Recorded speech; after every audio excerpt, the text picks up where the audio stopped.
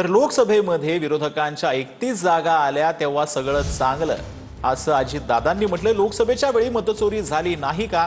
अजित पवारांनी विरोधकांना हा सवाल केला। विरोधकांनी पराभव मान्य केला पाहिजे असं देखील अजित पवार यांनी म्हटलंय। फक्त सकाळी 9चा भोंगा टीका करतो।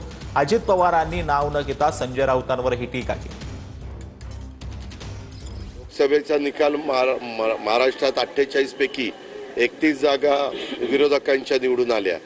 त्यावेळेस मात्र सगळं चांगलं होतं। तेव्हा काही मतांची चोरी झाली नाही। पराभव झाला तर आपण तो मान्य केला पाहिजे आणि यश मिळालं तरी ते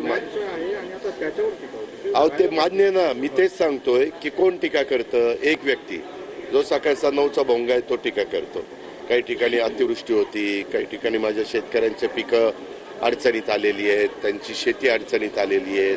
त्या प्रश्नाकडे लक्ष देण्याच्या ऐवजी हे असले काहीतरी मुद्दे काढायचे आणि त्याच्यातनं त्या ठिकाणी चर्चा करायची।